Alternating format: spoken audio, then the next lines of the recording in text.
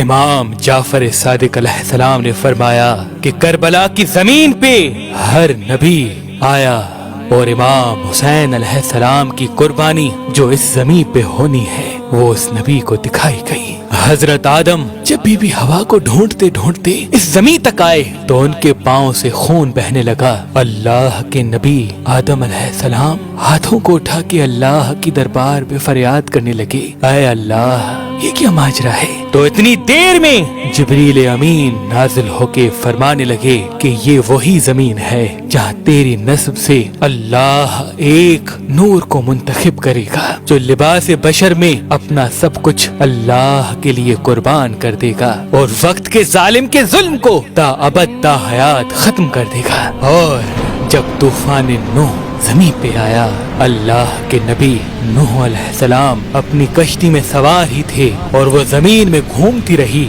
گھومتے گھومتے جب زمین کربلا سے گزری تو اچانک سے وہ کشتی ڈوبنے لگی۔ اللہ کے نبی نوح علیہ السلام نے ہاتھوں کو اٹھا کے اللہ کی دربار میں دعا کی کہ اے اللہ یہ امتحان کیسا؟ آواز غائب آئی، اے نوح یہ وہی زمین ہے جہاں میرا ایک خاص بندہ حسین ابن علی پیغام حق کے لیے آخری دم تک مجھے راضی کرنے کی فکر میں رہے گا۔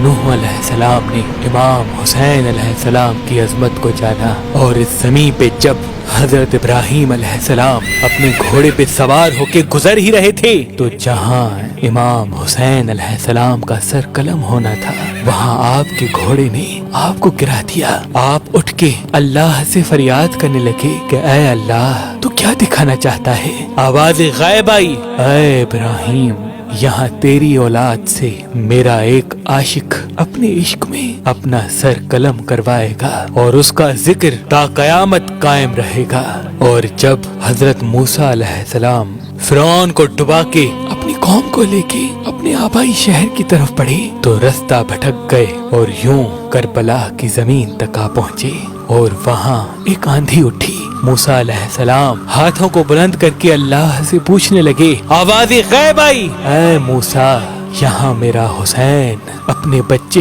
اپنے بڑے قربان کرے گا۔ اور اس زمین سے جب سلیمان علیہ السلام اپنے تخت پہ سوار ہو کے جنات کے ساتھ گزر رہے تھے کہ اچانک سے ان کا تخت ہلنے لگا۔ اللہ کی دربار میں فریاد کی کہ یا اللہ کیا امتحان ہے؟ آواز غائب آئی، اے سلیمان یہ وہی جگہ ہے جہاں میرا حسین میرے لیے قربان ہوگا۔ اور جب حضرت عیسیٰ علیہ السلام اپنے ساتھیوں کے ساتھ سفر کر رہے تھے تو یوں ایک مرتبہ کربلا کی زمین تک پہنچے تو اچانک سے ایک شیر آیا اور رستہ روکنے لگا۔ اللہ کے نبی عیسیٰ علیہ السلام نے اللہ سے دعا کی تو آواز غائب آئی کہ یہی وہ زمین ہے جہاں مصیبتوں کی انتہا ہوگی، جہاں امتحان کا اختتام ہوگا۔ یہی وہ زمین ہے جس کو اللہ نے حسین ابن علی کے لیے چنا ہے۔ اس کا خون ناحق اسی زمین پہ بہے گا۔ اور ایک رات بی بی ام سلمہ سلام اللہ علیہا نے دیکھا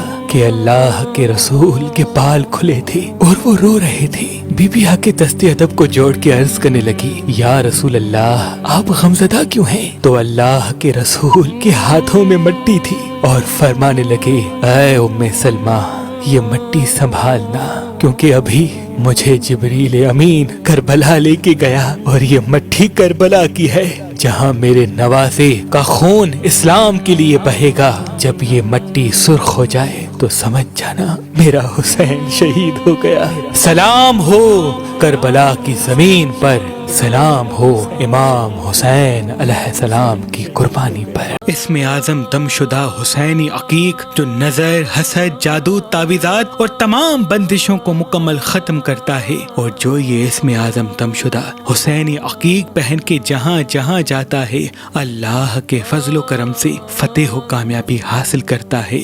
ہمارے آبا آبا و اجداد دادا شاہ شمس اور ان کی اولاد صدیوں سے جب جب محرم آتا تو اپنی عقیدت مندوں کو کالے عقیق پہ خاص اسم اعظم دم کر کے دیا کرتے ہیں تاکہ مولا حسین کے ماننے والے تمام نحس چیزوں سے بچ کے خوشحال زندگی گزار سکیں۔ تو ہم نے اپنے آبا و اجداد کی اس رسم پہ عمل کرتے ہوئے یہ اسم اعظم دم شدہ حسینی عقیق آپ کے لیے مہربان اسٹونز پہ فی سبیل اللہ رکھے ہیں۔ اگر آپ آج کل اور پرسوں مہربان اسٹون سے کوئی بھی پتھر لیں گے تو اس کے ساتھ یہ دم شدہ حسینی عقیق آپ کو فی سبیل اللہ گفٹ دیا جائے گا۔ یاد رہے یہ پڑھے ہوئے حسینی عقیق جو محرم کے خاص ایام میں پڑھے جاتے ہیں محدود مقدار میں ہیں۔ اگر ہمارا نمبر آپ کو مصروف ملتا ہے تو آپ ہماری ویب سائٹ مہربانی.com پہ آئیں تو کسی بھی پتھر کے ساتھ یہ اسم اعظم دم شدہ حسینی عقیق حاصل کریں۔ اللہ آپ کو آباد رکھے۔